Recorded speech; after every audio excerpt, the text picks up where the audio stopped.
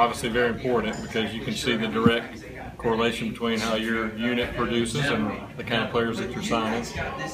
But I think more than just the talent and the production, I really like our group because of the work ethic. We really try to have a blue-collar work ethic and be humble, hungry guys. And I think wide receiver is a position that sometimes you can get some personalities that are, more kind of me guys, and that's something that I'm really proud of. Is the group that we have is worked extremely hard, but never really selfish group, and maybe has the talent to maybe sometimes feel that way, but they really take pride in the group production and not just one or two guys, and so that's probably what I'm most proud about that group. Is there a leader out of that crowd? Is there one guy that's the guy?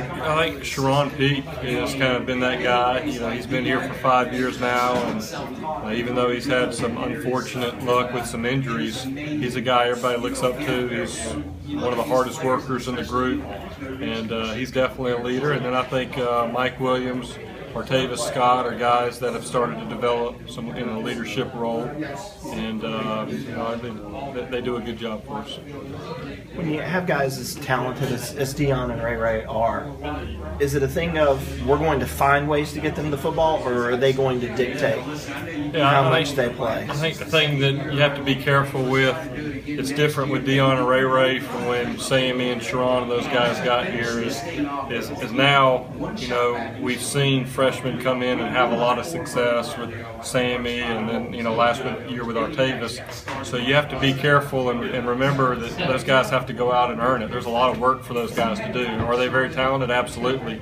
But they still have a lot to prove and a lot of work to be done before they're really put in that position. I think now that we've had so many guys come in and have early success, that's something that we really have to talk about and be sure that we don't put the cart before the horse, if you will. But I think that's what August is all about. I'm ready to get on the field and work with those guys, and I think they have the right attitude. They're willing to go out and earn some respect and earn some playing time, and once they do that and get out there on the field, and we don't know exactly how they're going to translate, how quickly they're going to be ready to go, but the earlier they get out there and get comfortable with what they're doing, then obviously the more playing time they're going to get.